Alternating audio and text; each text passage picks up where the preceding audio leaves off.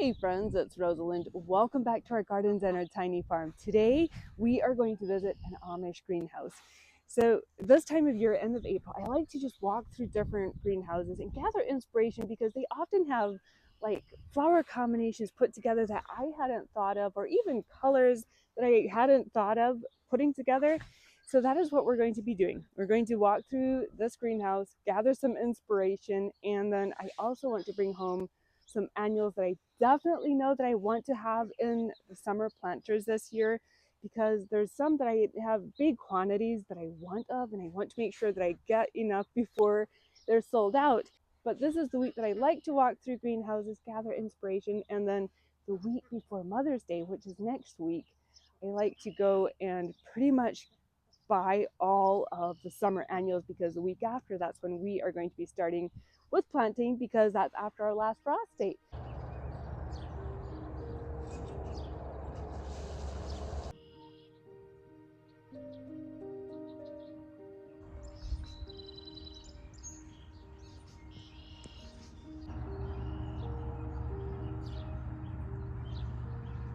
So last night we did have frost, and we're expecting actually freezing temperatures over the next 2 nights. So that's why the ranunculus are covered up. We are going to uncover those first and to see how they're doing and gather some of the chickens' eggs. And we are going to head to the greenhouse together. When we come back, I would like to work on the new flower bed that we started last week on the west side of the greenhouse. In last week's video, a lot of you said that you would do 2 hydrangeas, one on each end of the greenhouse. And so that is what we're going to be doing. You inspired me so much that, I don't know, the idea kind of spiraled, and we'll talk about it when we come back. But I would like to find another hydrangea. Hopefully we'll find one today, but we'll see what we find.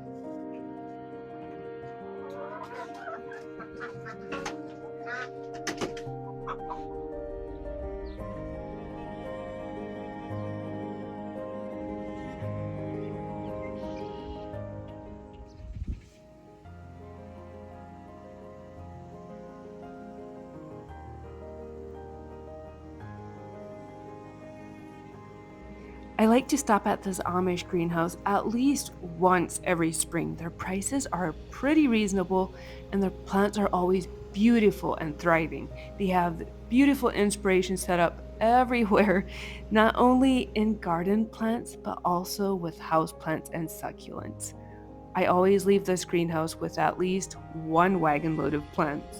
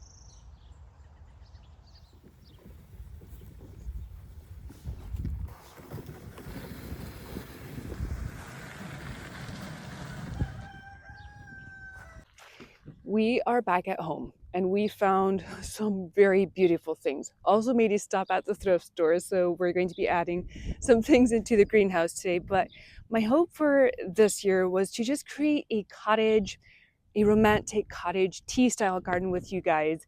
And that will consist of just the biggest, roughliest blooms that we can find and blooms that have tall stems. So let me show you what we found. This is a vining plant that I don't think I've ever seen it before, but I thought it looks like something that the hummingbirds might enjoy. This is what the tag says. It's a compact rose. Never heard of it. If you have grown it, I would love to hear like what your experience has been with it, but I thought this would be a fun one to grow together. And this will probably go up on the patio garden. And then, oh my goodness, have you ever seen geraniums with such roughly blooms? I thought this would definitely go well in the romantic tea cottage garden style that we're going for. And this one is called Antique Salmon.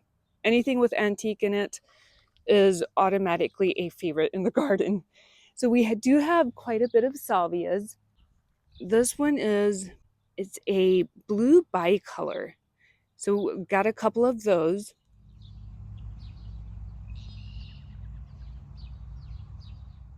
Got quite a few of the angelonias. I thought this would be so pretty. They kind of remind me of delphiniums, but it's something that will be blooming all summer.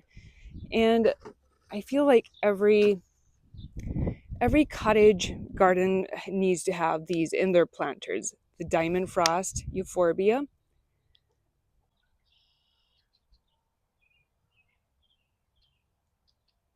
Now this salvia you guys might probably be very familiar with. It's Rockin' Blue Suede Shoes. It's a proven winner's annual. Well, at least it's an annual here in our growing zone. I don't know if we're going to be planting this one into containers or if it will go in the landscape, but it does get very big.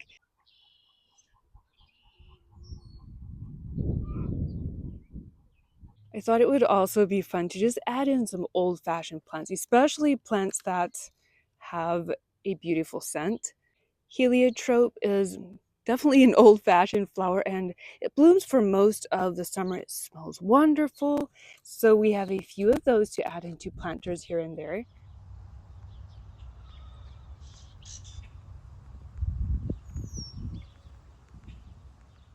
In this flat, we have some more heliotrope and angelonia in the front, but this is a super bells that I grew last summer, and so many people ask, what is that flower in your window boxes? It's super bells double vintage coral. And oh my goodness, it looks like just a miniature rose growing in your planters. Definitely recommend if you can find this one in your local garden center, pick it up, plant it, you will enjoy it. I had mentioned this last week, but we did find a whole flat of alyssum, and that is just going to go into the borders to bring color all summer, to again just bring like a beautiful scent to that area. We have, oh my goodness, I was so excited to find this one. This is the first year I'll be growing this petunia. I mean, look at those roughly blooms. Doesn't that definitely fit a romantic cottage tea garden style? So this one is called Supertunia Priscilla, and I don't have experience with it, so I'm not sure what its growing habits are like. Then we have quite a bit of the Supertunia Saffron Finch. I haven't grown this color either before, but I have grown Supertunias before, and they're usually a very vigorous plant, especially if you like either in containers or in the garden. More of the frilly Supertunia Priscilla, and then we have Superbina, which kind of like reminds me of hydrangeas when it's blooming in the middle of summer, especially when it's in a mixed container. This one is Sparkling Amethyst Superbina. With our last frost date coming up within a week or two, we are going to start planting the summer containers together. And I wanted to share one of the looks that we're going to try to recreate together. This was the 2020 think it was 2020 Gardener's Idea Book from Proven Winners. And this is one of the planters that I thought we could try to recreate together. Do you see that planter right here?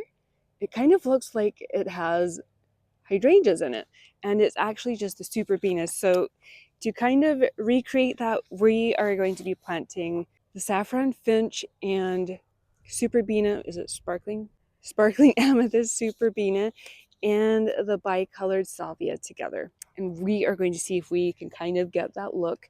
We'll probably have that one up in the patio garden, but we are going to have a lot of fun with the containers out here in front of the greenhouse because we want to have something that is blooming from the time that we plant it right up until frost. And that is what all of these flowers are going to be doing for us this summer. Let's get those baskets taken into the greenhouse and get it decorated a little bit. And then we are going to come out here and work on the new flower bed beside the greenhouse for a little bit.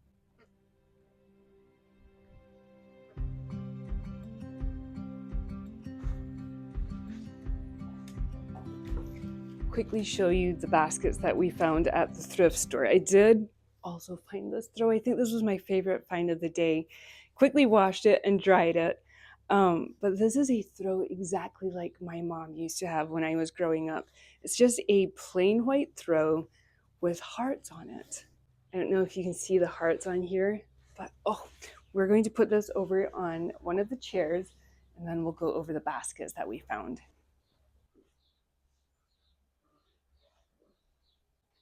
Oh my goodness, isn't that so sweet? I could hardly believe my eyes when I found this throw.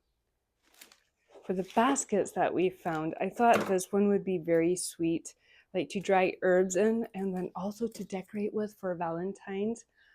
I had never seen such a big heart-shaped basket like this. So that was a fun find. And this one will be nice to just quickly grab some, I don't know, flowers or vegetables out of the garden and carry it into the house. And this little basket I thought would be nice to just use as, these are gladiolas that we're going to be planting, but to just use to catch, like, let's say we're trimming flowers before we add them into a vase. This would be a perfect little basket to catch those extra stems. Let's get the baskets placed into the cabinet behind us. I thought it would be fun to decorate this cabinet together for spring. It's just a few little touches of spring that we're going to be adding in here.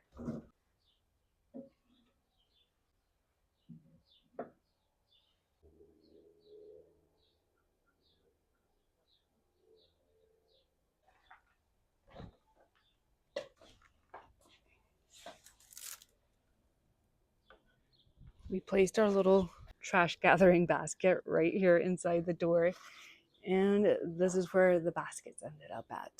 I think I need to bring something in to kind of prop them up a little bit more so you can actually see them. And what I would eventually like to do is maybe have like something where we can hang all of our baskets up. I think that would be very pretty. We have about 30 minutes to come out here and work in this new flower bed on the side of the greenhouse before we have to head to the boys' baseball game. So let's get the gladiolas planted and see what else we can get done in there.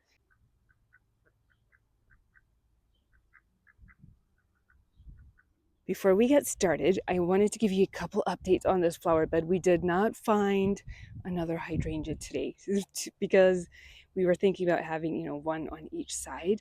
But what I would like to do is have a hydrangea sitting on each side and then have a pathway coming in here and have a bird bath right in the middle. And then our roses kind of offset from the hydrangeas, and then we will just continue planting from there. One more thing. So we did bring in railroad ties to kind of border this flower bed to tie it in with this border that completely surrounds the flower bed, but we are going to take the railroad ties out and this is what we're going to do instead. So on this end of the greenhouse, we have our little herb garden that surrounds the chicken coop, and we have bricks in there to kind of separate it from the greenhouse garden, and that's what we are going to be doing or using as edgers instead. We're going to just remove the railroad ties and use the brick edgers, and I think that will look a lot better in here than the railroad ties.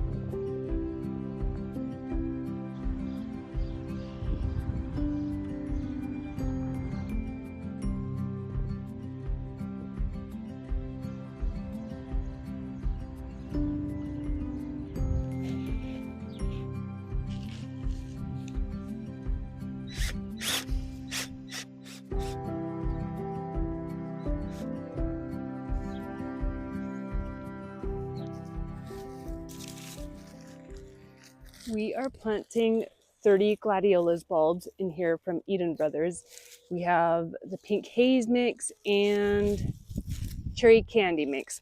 We're doing 15 here, and we're going to leave a little spot right here for a shrub, and then 15 more. And then on this obelisk right behind us, we are going to plant purple bell vine, and that is going to bring us a lot of that cottage tea garden style that we are going for this summer. Gladiolas only need to be planted about 2 inches deep. The pointy side up, which is your growth point, that will go up. And that is all there is to it.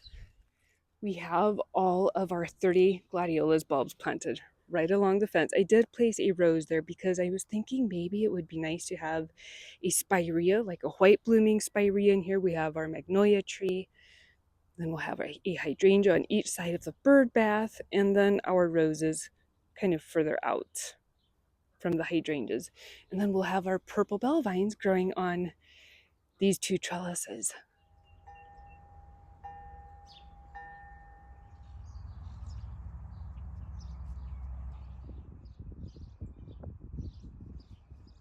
Before we're done for the day, I wanted to share a book with you that I'm reading right now. I found this one at our local public library. If you need a place to find gardening books, I would highly recommend checking out your local library. But I found this one, and it's called Rose Gardening.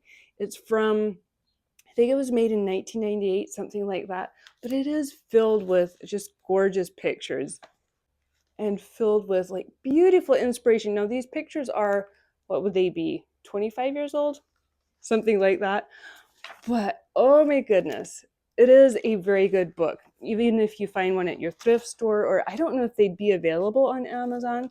But then there's a section that has companion plants for roses, like what pairs well with roses.